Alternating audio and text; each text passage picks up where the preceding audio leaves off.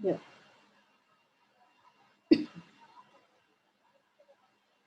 So, yo. Bismillahirrahmanirrahim. Assalamualaikum warahmatullahi wabarakatuh. Perkenalkan kami dari kelompok 2 dari kelas A. Di sini kami akan mempresentasikan tentang critical reading, enhancing readers' understanding, and a more complex engagement with text in the 21st century life. Okay, next.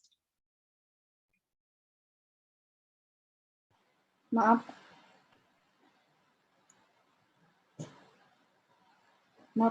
ya. Saya nggak bisa di... Maaf.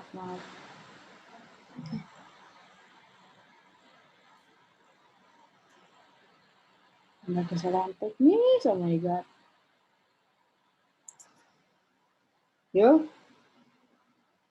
Ya. Bentar. Yes.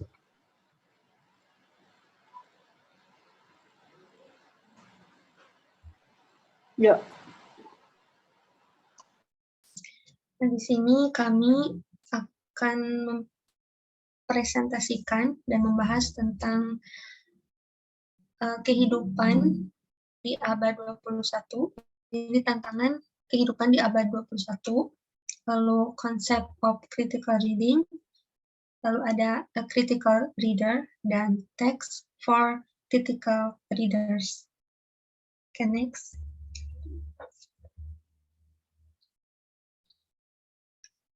Yang pertama, di sini saya akan menjelaskan atau membahas tentang the 21st century life's challenges.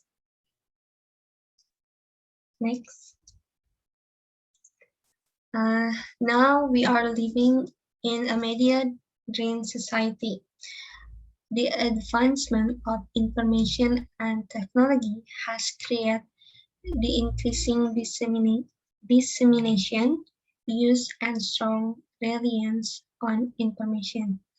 Jadi kita ini hidup dalam masyarakat yang dibanjiri media. Medianya itu ada di media internet seperti Google, lalu ada sosial media, ada Instagram, YouTube, lalu Facebook, Twitter, dan lain-lain. Lalu kemajuan informasi dan teknologi telah menciptakan atau meningkatnya penyebaran, penggunaan, dan ketergantungan yang kuat pada informasi. Jadi di kehidupan di abad 21 ini kita itu mencari informasi tidak hanya dari mulut ke mulut, kita juga mencari informasi di internet dan sosial media.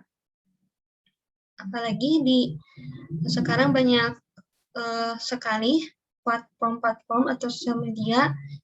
Jadi kita itu berusaha untuk mencari informasi yang akurat. Jadi kita itu seperti tidak ingin ketinggalan informasi, jadi kita itu seperti ingin update terus. Begitu. Selanjutnya, next. Lalu, text produced by the society are different in ideological interest and ways in construing and saving the world. Jadi, teks-teks yang dihasilkan atau yang ditulis atau yang dipost oleh masyarakat itu berbeda-beda. Ada yang berkepentingan ideologis, dan juga mereka juga ada yang menafsirkan dengan cara yang berbeda-beda untuk membentuk dunianya. Oke, next. Nah, di abad 21 ini ada tantangan baru, yaitu how to minimize society's problems. Jadi, bagaimana meminimalkan masalah yang ada di masyarakat. Yang pertama ada blurring identity, lalu local culture erosion, lalu ada objectivity, dan yang terakhir ada trustworthiness problems. Oke, next.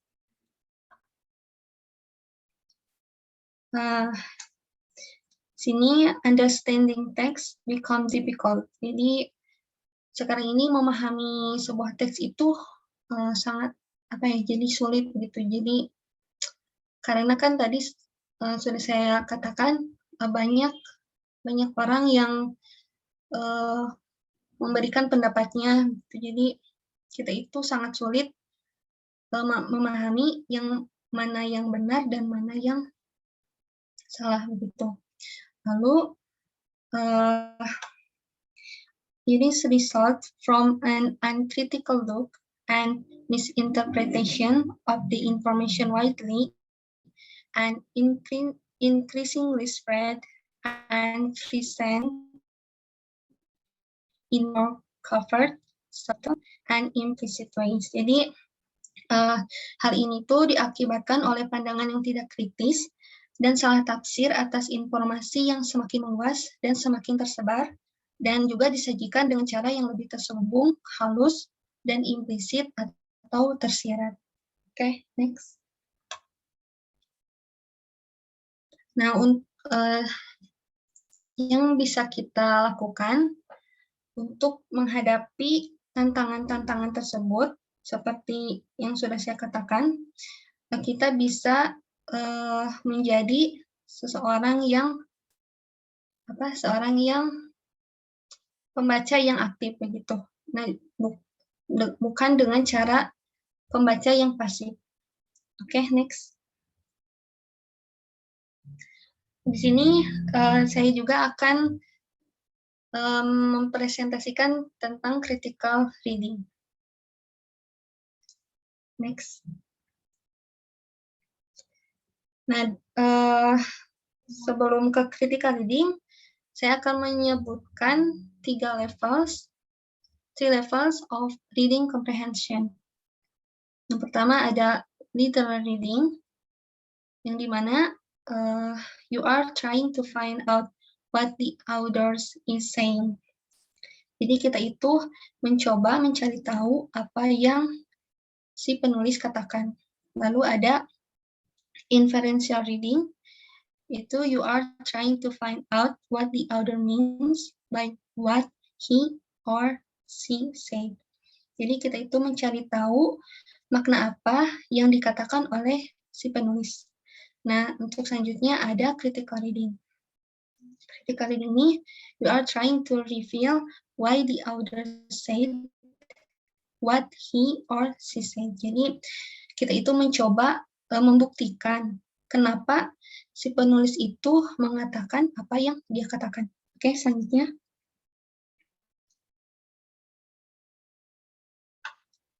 Nah, di sini ada bagaimana cara kita berpikir ketika kita cara-cara kita membaca. Nah, yang pertama ada, saya akan membahas tentang literal reading.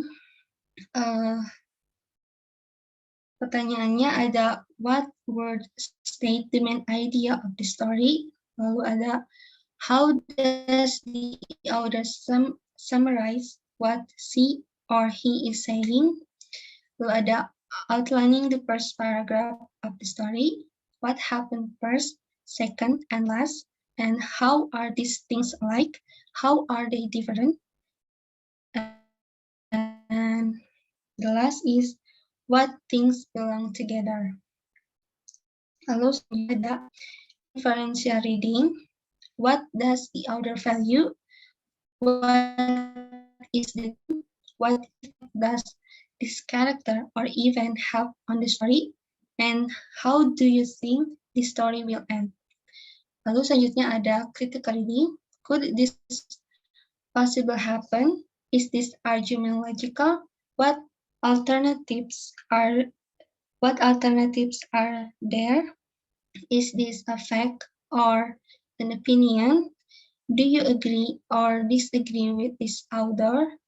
And what is the best solution to this problem? Nah, jadi perbedaan cara membaca ini untuk yang literary reading ada, jadi lebih ke lebih ke kesimpulan apa yang dikatakan oleh si penulis. Nah, kalau critical reading itu, kita itu jangan buru-buru untuk menyimpulkan sebuah informasi atau membaca sebuah teks. Lalu untuk yang inferential reading itu lebih ke nilai apa yang dikatakan atau yang terdapat dalam teks yang ditulis oleh si penulis. Oke,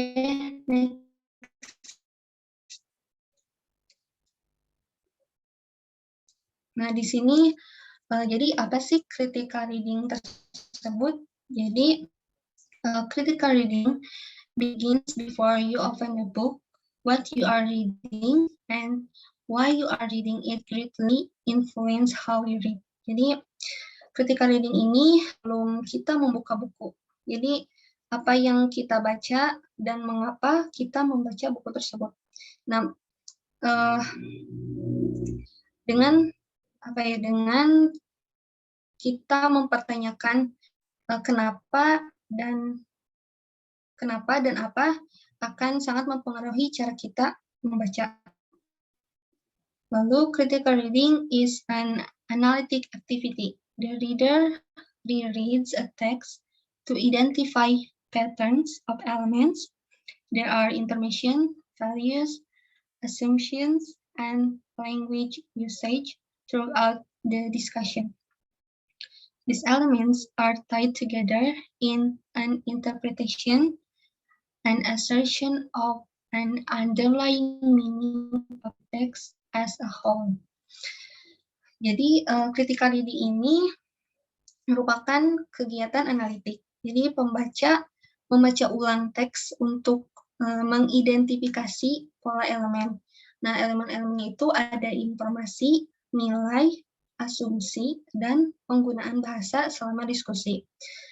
Nah, elemen-elemen ini juga diikat bersama dalam sebuah interpretasi, sebuah penegasan makna yang mendasari teks secara keseluruhan. Nah, sedangkan non-critical or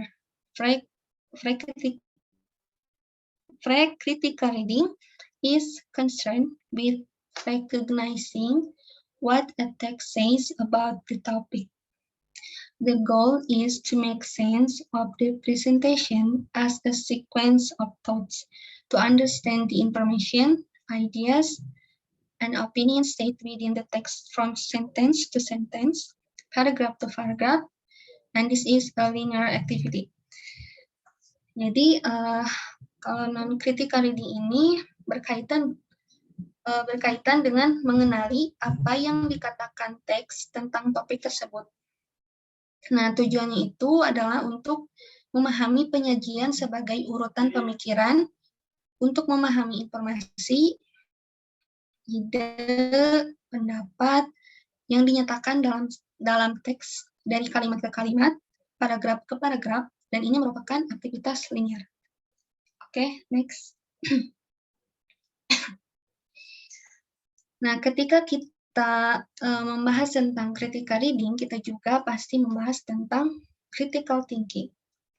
Nah, critical thinking involves bringing outside knowledge and values to bear to evaluate the presentation and decide what to ultimately accept as true.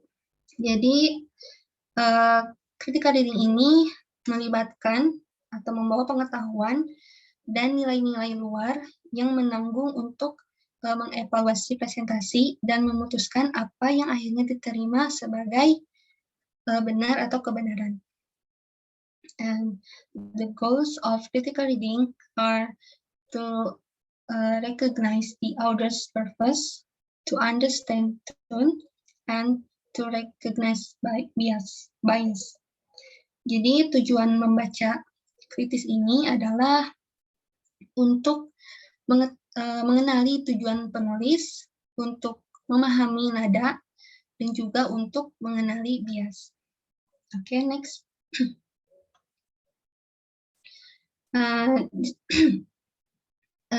Di sini ada 3 ways of discuss the text critically. The first is restatement, or reading what a text says.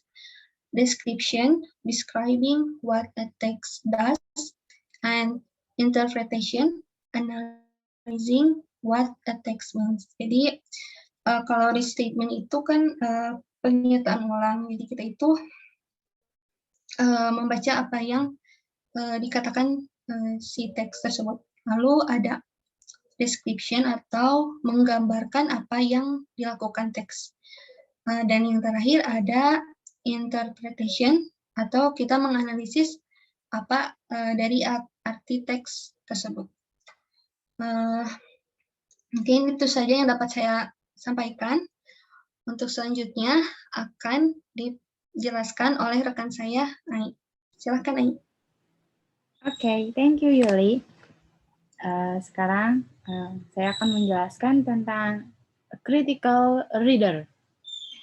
Apa sih itu critical reader? Reader itu adalah orang yang berpikiran kritis atau pembaca kritis. Dan bedanya sama critical reading, kalau critical reading adalah tindakan untuk membaca kritis suatu bentuk analisis bahasa yang tidak mengambil teks yang diberikan begitu saja, tetapi melibatkan pemeriksaan yang dalam dari klaim yang diajukan serta poin pendukung dan kemungkinan kontraargumen. Jadi maksudnya adalah critical reading is a form of language analysis that does not take given text but involves a deeper examination of the claims put forth as well as the supporting points and possible kontra-argumen. Nah, jadi critical reading juga bisa dibilang proses menganalisis, menafsirkan, dan mengevaluasi. Nih, are you a critical readers? Apakah Anda pembaca kritis? Kalau iya, berarti yes, and kalau no, so yeah, no. Kalau tidak, no, itu tidak. I'm sorry. And now next, are you a critical or a passive readers? Nah, kita ini dulu ya, apa? Pasif. Kalau passive reader itu apa sih? When a reader does technically read the words but absorbs nothing about is written. Maksudnya adalah membaca kata-kata tetapi tidak menyerap apapun tentang apa yang tertulis, seperti itu. Nah, kalau active reader itu adalah begin a reading with a desire to find out what is going to be said. Simply put, the difference between active and passive reading is the desire to learn something versus the desire to finish reading. Jadi pembaca kritis adalah I'm sorry. Jadi pembaca critical readers itu berarti sama aja sama orang yang aktif. Jadi active reader, pembaca yang aktif gitu. Ini seperti ini, critical readers are active readers. Pembaca kritis adalah pembaca yang aktif. Tentunya karena seorang pembaca yang kritis mengharuskan aktif dalam membaca suatu teks gitu. Nah, critical readers are skeptical. Pembaca kritis adalah skeptis ya. Kenapa? Kita lihat definisi dari skeptical itu apa. Pasti sudah ada yang mengetahui kan skeptis itu apa? Skeptical. Ya, skeptis dalam kalau dalam kamus besar bahasa Indonesia adalah kurang percaya atau ragu-ragu. Yang berarti di sini suatu paham yang memandang sesuatu yang tidak pasti atau ragu terhadap kemampuan seseorang untuk mengetahui sesuatu yang secara pasti gitu. Nih, seperti gambar di sini di dua ini KFC ya. Nah, yang pertama KFC ini KFC. Di gambar ada French fries ya, kentang goreng gitu, ada juga chicken gitu, ayam ya.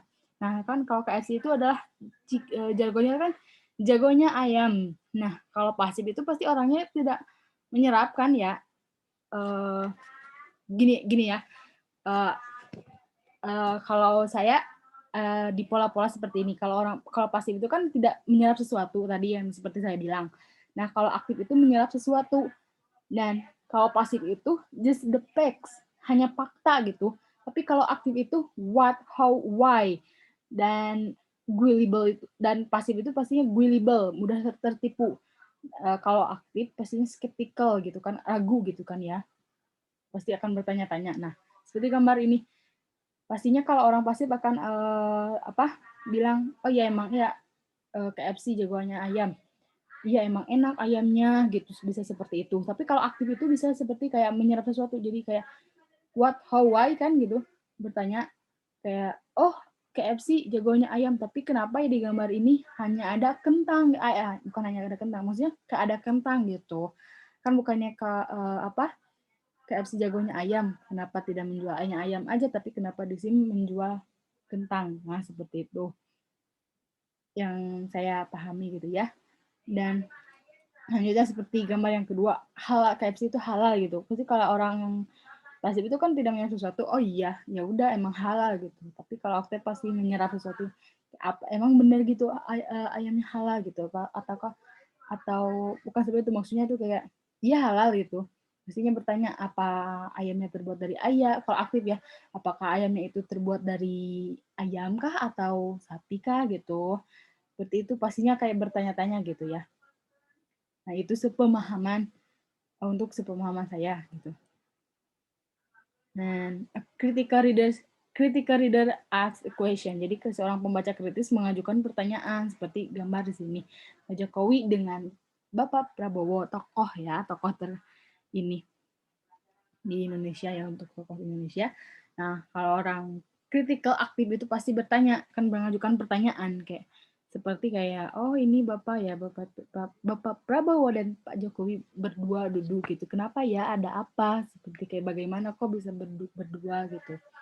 Seperti itu. Nah, kalau yang ini gambar yang sedang makan ya Bapak, ini Bapak Prabowo bersama Pak Jokowi. Jadi aktif nih ya, kalau orang aktif readers itu pasti kayak mengajukan pertanyaan, oh Bapak makan bersama dengan Pak Jokowi ya, ada apa Pak? Apakah Bapak sedang misalnya sedang membicarakan apa gitu, something special atau apa gitu, seperti itu. Nah, ini juga sama ya, ini kalau ini beda-beda tokohnya pastinya ini tokoh-tokoh yang paling tokoh-tokoh penting gitu ya di negaranya masing-masing. Seperti ada Pak Jokowi, kalau untuk di Indonesia ada Bapak Presiden Jokowi gitu. Jadi bertanya-tanya, oh ini sedang apa nih gitu, Bapak di sini gitu bersama dengan tokoh-tokoh yang lain gitu, ada apa gitu, seperti itu. Terus ini a critical reader basis judgment on a critical reader basis judgment on evidence.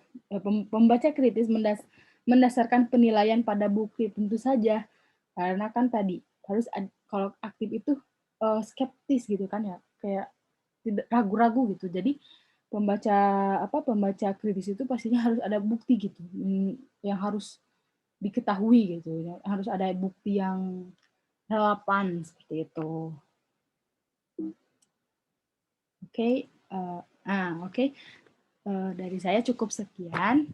Selanjutnya akan dibahas oleh rekan saya Salpa. Salpa, silakan. Hai, halo. Terima kasih untuk Ai. Halo semuanya, perkenalkan nama saya Salpa Nabilah. Oke. Saya akan menerangkan tentang fact or opinion. Next. A critical reader looks for connection between subject. Next. Nah, untuk gambar di sini, untuk gambar pertama kita melihat kehangatan antara Jokowi dan Prabowo duduk bersama di AMRT. Nah, maksud dari yang sebelumnya, critical reader itu harus tahu koneksi subjek yang mereka lihat dan mereka identifikasi apakah fakta atau opini. Jadi, seorang critical reader melihat foto tersebut, seorang critical reader itu harus paham apakah penulis menuliskan tulisan sesuai dengan gambar ini fakta atau opini. Next.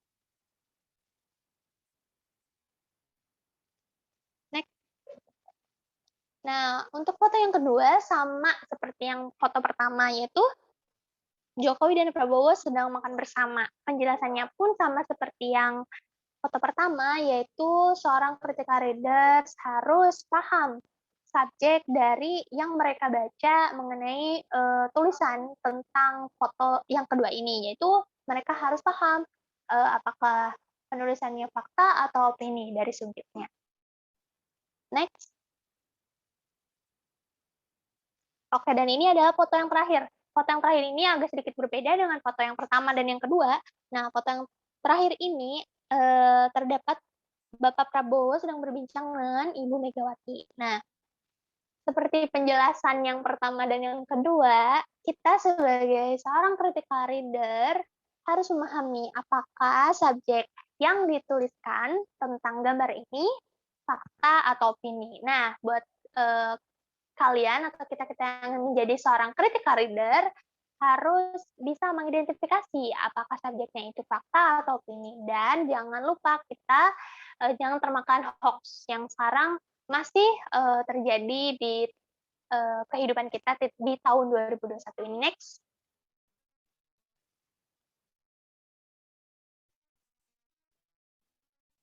Oke, sekarang saya akan menjelaskan tentang text for critical readers. Next. Oke, di sini ada teks, konteks, dan ideology. Teks itu berasal dari bahasa Latin, textile, yang berarti menenun. Menurut Christie and Mason 1998. Text is defined as word or sentences woven together to create a single whole. Yang artinya, teks didefinisikan sebagai kata-kata atau kalimat yang dijalin bersama untuk menciptakan satu kesatuan. Nah, context. Context is element of accompanying the text. Maksudnya, konteks ini adalah elemen yang menyertai teks. Next. Text as a manifestation of power. Jadi maksudnya teks sebagai manifestasi kekuatan. Jadi seorang penulis jika menuliskan tulisannya itu bisa teks tersebut bisa dikategorikan sebagai kekuasaan dia. Jadi tulisan si penulis tersebut mau dibawa kemana. Jadi apa yang dituangkan oleh penulis itu merupakan kekuasaan yang dituliskan dari teks seorang penulis. Next. Nah, di sini teks itu meliputi identity, ideology, politik, values, subjectivity, social justice, dan context of culture and situation. Jadi ada banyak ya, teks itu meliputi banyak pokoknya. Next. Nah, yang selanjutnya adalah ideology. The notion of ideology problematizing text. The notion of ideology is defined as a set of ideals, belief, principle, emotion, and social cultural norms that shape one's thinking, belief, behavior, as well as guide social practice. Ideologies are ingrained in everyday life, social practice of which people may be unaware or take for granted. Now, types of ideologies include political ideologies, social economy ideologies, racial ideologies, cultural ideologies, gender ideologies, moral ideologies, and religious ideologies. Those ideologies create dominance, legitimation, eliteness, hegemony, power, privilege, and status. Next. Nah, di sini ada gambar tentang makanan yang melogokan halal, yang terdapat logo halalnya. ideological representation, halal or non-halal meat. Nah, menurut saya, si gambar ini atau poster ini termasuk ke dalam religious ideology, di mana seorang Muslim diwajibkan untuk mengonsumsi makanan yang halal. Nah, maka dari itu, poster penjual makanan atau minuman itu membuat logo tentang halal. Jadi, orang-orang Muslim dapat melihat dan membeli makanan mana yang akan mereka beli sesuai dengan ajaran mereka. Next. Yang selanjutnya adalah ideological representation stereotyping. Nah, menurut saya ini termasuk ke dalam racial ideology dan cultural ideology. Di gambar ini ada terrorism, ada Muslim, itu kan termasuk ke dalam rasis ya, racial ideology. Nah, untuk culturalnya di sini saya lihat ada victim, AIDS, poor, and feminine. Kayak gitu. Next. Nah, di sini ada text and their purpose. The outer purpose is the outer reason why an article or a story is written. It is also determines how the story of the article is written. The author have their own ideologies elaborated in the text they write. Therefore, the ability to identify the author purpose is a key skill for today's reader or student reader. Jadi, kalau misalnya kalian sebagai seorang mahasiswa yang sering membaca, itu apabila kalian bisa menentukan tujuan apa yang penulis tuliskan, itu merupakan kunci skill kalian dalam sebagai seorang murid atau mahasiswa yang sering membaca atau buat gambar di sampingnya ini merupakan tips jika kalian ingin menentukan the author purpose is as easy as I, P for pursuit, E for inform, and E for entertain. Jadi menentukannya nih tinggal kita ingat-ingat kata dari pi, P, I, dan E. Oke.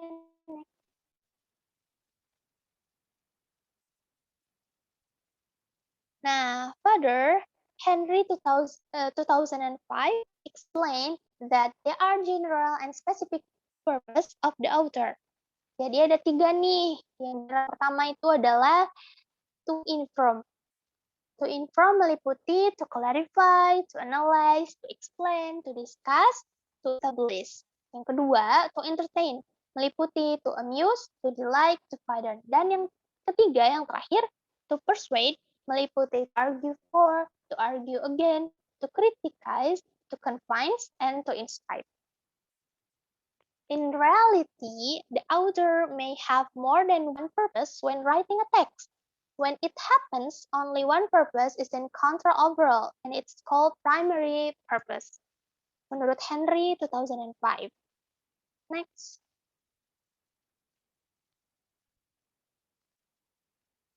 Text and the authorship. Nah, buat kalian yang pengen mengetahui apa sih latar belakang dari seorang penulis, kalian bisa menanyakan beberapa pertanyaan. Yang pertama, who is the author?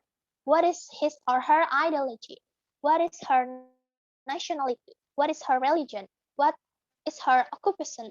Is the author male or female? And yang terakhir, is the author single? Oke, I think that's all. Terima kasih. Selanjutnya saya akan serahkan kepada teman saya, Seni. Terima kasih. Baik, di sini saya akan menjelaskan text, tone, and mood. Next. Saya di sini akan menjelaskan langsung kepada tone. Tone is the author's attitude toward the topic, the subject, or the character.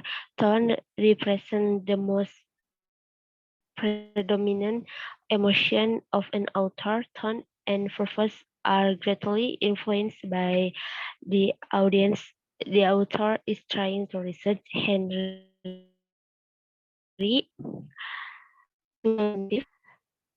433. Jadi, tone ini bisa diartikan sebagai sikap penulis terhadap topik, subjek, atau karakter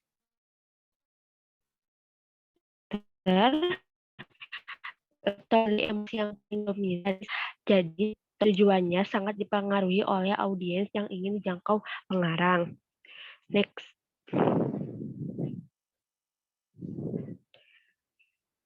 Di sini juga ada beberapa, yaitu seperti pertama, the attitude with which the speaker or narrator treat his or her subject, atau sikap di mana si pembicara atau narator memperlakukan subjeknya. Kemudian, tone is similar to tone of voice. Jadi si tone atau nadanya itu mirip seperti suara.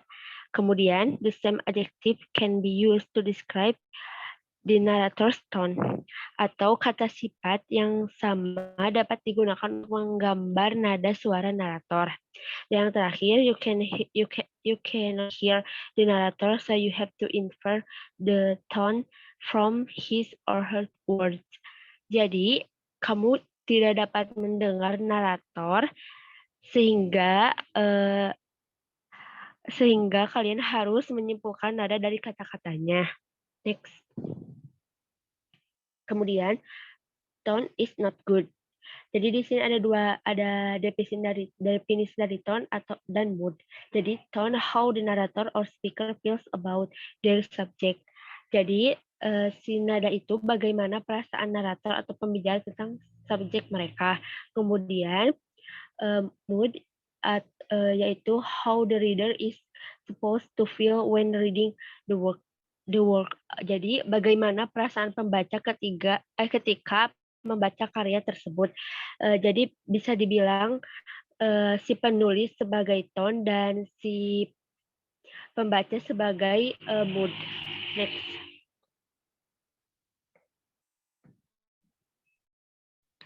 Di sini juga ada beberapa definisi dari tone dari kata yang dipilih dan frasa yang digunakan.